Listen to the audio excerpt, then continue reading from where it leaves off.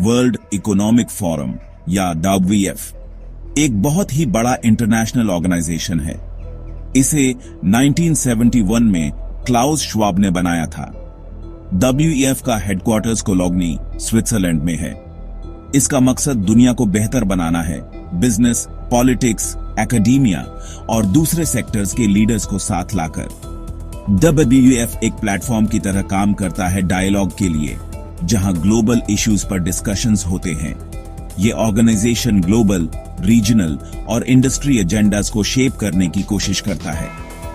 WEF stake holder capitalism में believe करता है, मतलब बिजनेसेस की सोसाइटी के टवर्ड्स रिस्पॉन्सिबिलिटी है। WEF का काम इस बिलीफ पर बेस्ड है कि ग्लोबल चैलेंजेस के ग्लोबल सॉल्यूशंस चाहिए। ये दुनिया के इंटरकनेक्टेडनेस को समझता है और कोलैबोरेशन पर जोर देता है। WEF एक बेटर फ्यूचर बनाने की कोशिश कर रहा है, एक ऐसी दुनिया के लिए जो इक्विटेबल और सस्टेनेबल हो। WEF का सबसे इंपॉर्टेंट इवेंट है डावोस में होने वाली एनुअल मीटिंग। ये मीटिंग हर जनवरी में डावोस क्लस्टर्स, स्विट्जरलैंड में होती है। इसमें दुनिया भर के 2500 से ज्यादा लीडर्स आते हैं, जैसे heads of state, government officials, business executives, academics और civil society representatives. Davos meeting एक यूनिक प्लेटफॉर्म देता है, जहां लीडर्स दुनिया के सबसे जरूरी चैलेंजेस पर बात कर सकते हैं। ये मीटिंग डायलॉग और कोलैबोरेशन को बढ़ावा देती है, ताकि कॉम्प्लेक्स इश्यूज का सॉल्यूशन मिल सके। डावोस मीटिंग अपने इनफॉर्मल एटमॉस्फेयर के लिए फेमस है, जो ओपन डिस्कशंस को इनकरेज करता है। ये नेटवर्किंग और रिलेशनशिप्स बनाने के मौके देता है। ये मीटिंग आइडियाज और पर्सपेक्टिव्स का मेल्टिंग पॉट है, जो ग्लोबल एजेंडा को शेप करने में हेल्प करता है। वर्ल्ड इकोनॉमिक फोरम की एनुअल मीटिंग 2025 में इस इंपॉर्टेंट इवेंट की 55th एनिवर्सरी थी। ये मीटिंग बहुत स्पेशल थी, क्योंकि ये ऐसे टाइम पर हुई जब दुनिया जियोपॉलिटिकल टेंशंस, इकोनॉमिक अनसर्टेनिटी और क्लाइमेट क्राइसिस जैसे कॉम्प्लेक्स चैलेंजेस से जूझ रही थी। डावोस 2025 ने एक क्रूशियल प्लेटफॉर्म दिया, जहां दुनिया भर के लीडर्स ने इन प्रेसिंग इश्यूज के सॉल्यूशंस पर डिस्कस किया। मीटिंग में ग्लोबल कोऑपरेशन की इंपॉर्टेंस पर जोर दिया गया और कलेक्टिव एक्शन की जरूरत बताई गई। डावोस 2025 का थीम था cooperation for a smart age, जो टेक्नोलॉजी की ग्रोइंग इंपॉर्टेंस और इसे ग्रेटर गुड के लिए यूज करने की जरूरत को दर्शाता है। डावोस 2025 का मकसद एक ऐसा फ्यूचर बनाना था जहां टेक्नोलॉजी एम्पावर करे, डिवाइड ना करे। डावोस 2025 का theme cooperation for a smart age technology के ट्रांसफॉर्मेटिव पोटेंशियल को हाईलाइट करता है। ये आर्टिफिशियल इंटेलिजेंस, बिग डेटा और दूसरे फ्रंटियर टेक्नोलॉजीज में रैपिड एडवांसमेंट्स को मानता है। थीम ने ग्लोबल कोऑपरेशन की जरूरत को अंडरस्कोर किया, ताकि इन टेक्नोलॉजीज को ह्यूमैनिटी के बेनिफिट के लिए यूज किया जा सके। डावोस 2025 में जिस स्मार्ट एज का विजन था, वो ऐसा था जहां टेक्नोलॉजी इंडिविजुअल्स को एम्पावर करे, डिवाइड्स को कम करे और सस्टेनेबल डेवलपमेंट को बढ़ावा दे। इसमें एथिकल कंसिडरेशंस की इंपॉर्टेंस पर भी जोर दिया गया। टेक्नोलॉजिकल एडवांसमेंट्स में थीम ने टेक्नोलॉजी के लिए एक ह्यूमन सेंटर्ड अप्रोच की बात की, ताकि ये पूरी सोसाइटी की जरूरतों को पूरा करे। Cooperation for a smart age सिर्फ एक थीम नहीं था, ये एक कॉल टू एक्शन था सभी सेक्टर्स के लीडर्स के लिए, कि वो मिलकर एक ऐसा फ्यूचर बनाए जहां टेक्नोलॉजी प्रोग्रेस, इंक्लूसिविटी और सस्टेनेबिलिटी को आगे बढ़ाए। Section 5 global challenges take centre stage. Davos 2025 ने दुनिया के सबसे प्रेसिंग चैलेंजेस को एड्रेस करने के लिए एक प्लेटफॉर्म दिया। क्लाइमेट चेंज सबसे इंपॉर्टेंट एजेंडा में से एक था। लीडर्स ने कार्बन एमिशंस कम करने और क्लाइमेट चेंज के इंपैक्ट्स को कम करने के स्ट्रेटेजीज पर डिस्कस किया। डिस्कशंस में लो कार्बन इकोनॉमी की तरफ शिफ्ट करने की जरूरत पर जोर दिया गया। ग्लोबल इकोनॉमिक आउटलुक एक और की फोकस था। पार्टिसिपेंट्स ने स्लो ग्रोथ, राइजिंग इनइक्वालिटी और जियोपॉलिटिकल इंस्टेबिलिटी के चैलेंजेस पर बात की। इन इश्यूज को एड्रेस करने के लिए इंटरनेशनल कोऑपरेशन की इंपॉर्टेंस पर जोर दिया गया।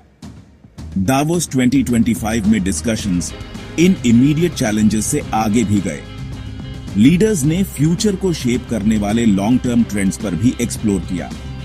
इनमें future of work, artificial intelligence का राइज और ग्लोबल पॉपुलेशन के चेंजिंग डेमोग्राफिक शामिल थे। Section 6 India's presence at Davos 2025। Davos 2025 में इंडिया की सिग्निफिकेंट प्रेजेंस थी। इंडियन डेलीगेशन सबसे बड़ी डेलीगेशंस में से एक थी जो देश के ग्रोइंग ग्लोबल इन्फ्लुएंस को दिखाती है। डेलीगेशन में गवर्नमेंट ऑफिशियल्स, बिजनेस लीडर्स और सिविल सोसाइटी के रिप्रेजेंटेटिव्स शामिल थे। दावोस 2025 में इंडिया की पार्टिसिपेशन ने देश की इकोनॉमिक प्रोग्रेस और ग्लोबल कोऑपरेशन के प्रति कमिटमेंट को हाईलाइट किया। इंडियन लीडर्स ने कई सेशंस में पार्टिसिपेट किया और की ग्लोबल इश्यूज पर अपने पर्सपेक्टिव्स शेयर किए। दावोस 2025 में इंडिया की प्रेजेंस सिर्फ पार्टिसिपेशन के बारे में नहीं थी, ये एक्टिव एंगेजमेंट के बारे में थी। इंडियन लीडर्स ने मीटिंग के डिस्कशंस और आउटकम्स को शेप करने में एक कंस्ट्रक्टिव रोल निभाया। Section 7 criticisms and concerns surrounding WEF world economic forum अपने नोबल गोल्स के बावजूद कई सालों से क्रिटिसिज्म झेल रहा है।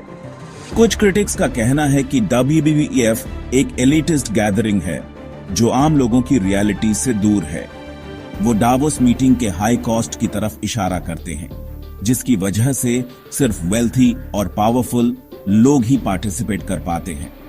दूसरों का कहना है कि WEF ग्लोबल इनइक्वालिटी के रूट कॉजेस को एड्रेस करने के लिए काफी कुछ नहीं कर रहा है। उनका कहना है कि WEF का फ्री ट्रेड और ग्लोबलाइजेशन पर फोकस कॉर्पोरेशंस को बेनिफिट करता है, वर्कर्स और एनवायरनमेंट की कीमत पर। इन क्रिटिसिज्म्स के बावजूद WEF ग्लोबल डायलॉग के लिए एक इंपॉर्टेंट प्लेटफॉर्म बना हुआ है।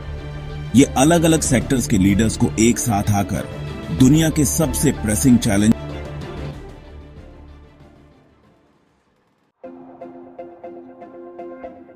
Section 8 the future of global cooperation world economic forum की दावोस में एनुअल मीटिंग ग्लोबल कोऑपरेशन की इंपॉर्टेंस की याद दिलाती है। एक ऐसी दुनिया में जो कॉम्प्लेक्स चैलेंजेस से जूझ रही है, कोई भी देश अकेले इन प्रॉब्लम्स को सॉल्व नहीं कर सकता। कलेक्टिव एक्शन की जरूरत आज पहले से कहीं ज्यादा है। ग्लोबल कोऑपरेशन का फ्यूचर इस बात पर डिपेंड करता है कि लीडर्स अपने डिफरेंसेस को भुलाकर कॉमन गुड के लिए साथ मिलकर काम करने को तैयार हैं या नहीं। इसके लिए ह्यूमैनिटी के सामने चैलेंजेस की एक शेयर्ड अंडरस्टैंडिंग और सॉल्यूशंस ढूंढने का कमिटमेंट जरूरी है। वर्ल्ड इकोनॉमिक फोरम अपने इनिशिएटिव्स और दावोस मीटिंग जैसे प्लेटफॉर्म्स के जरिए कोऑपरेशन के इस स्पिरिट को बढ़ावा देने में रोल निभा सकता है। Section 9 conclusion Davos 2025 a call for collective action. Davos 2025 ने दुनिया के इंटरकनेक्टेडनेस और कलेक्टिव एक्शन की जरूरत की याद दिलाई। मीटिंग ने टेक्नोलॉजी के ट्रांसफॉर्मेटिव पोटेंशियल को हाईलाइट किया, लेकिन साथ ही इसके एथिकल कंसिडरेशंस को भी। दावोस 2025 के डिस्कशंस ने क्लाइमेट चेंज और इकोनॉमिक इनइक्वालिटी जैसे ग्लोबल चैलेंजेस को एड्रेस करने की अर्जेंसी को अंडरस्कोर किया। मीटिंग ने सभी सेक्टर्स के लीडर्स के लिए एक कॉल टू एक्शन दिया कि वो कोऑपरेशन और इनोवेशन को अपनाएं एक ज्यादा सस्टेनेबल और इक्विटेबल फ्यूचर के लिए। जैसे जैसे दुनिया आगे बढ़ रही है, दावोस 2025 का spirit cooperation for a smart age पर जोर के साथ 21st सेंचुरी की कॉम्प्लेक्सिटीज को नेविगेट करने के लिए एक गाइडिंग प्रिंसिपल की तरह काम कर सकता है।